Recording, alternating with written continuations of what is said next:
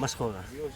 Эртең 2 саат 6:30 кетмек эле, мына задержка болуп кетип калалы дейт, ужашып кетти. Ошондон учуруп калалы дейбиз. Кетпейли дейбиз. Турабыз. Билетиңиздерди кандай кылайын деп атасыздар?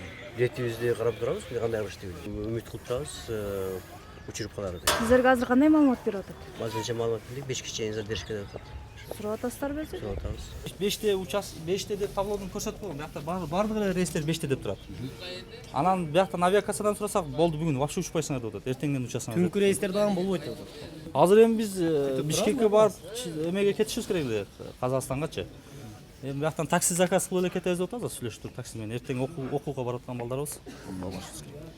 Өтө маанилүү жумуштарыңыздар бар да? Ооба, эми маанилүү эртең понедельник, бүгүн базар, эртең уже бүгүн ночто жетип, эс алып, эртең жумуш эме окууга чыгыш керек эле сабаккачы. Аяк жактагы агайларга да Гостиница андай сүйлөшүп койгонбуз да Казакстандачы. Бүгүн саат 8-де бүгүн күнүңүз күйүп кетет. Эми биякта эме деп атпайбы? Ушундай болуп калды деп. Биз сураштырдык, интернет ачып окудук, ана мына кылсак, жанагы адамдары жакшы экен, ошо адамдар жакшы болсунчу. Калганы эмес. Сиздер бул жактан өздөрү айтпады, кырсык болгон? Жок, кырсык болгон жок, эч ким айткан жок бияктан. Бизге айтканы ошол эртең менен туманга байланыштуу уча албай сабыз рейстер токтотулат 1 саатка деди. 1 сааттан кийин саат 5-ке калтырылды деди баардык рейс. Ошо бойдон сыртка кууп чыкты. Турадымы? Эртең менен саат 9:30 бери турабыз. Бишкекке учмакпыз. Биз группа, тем более 10 киши актерлор. Бул жакка гастролдук турне менен келген болчубуз. Ошо.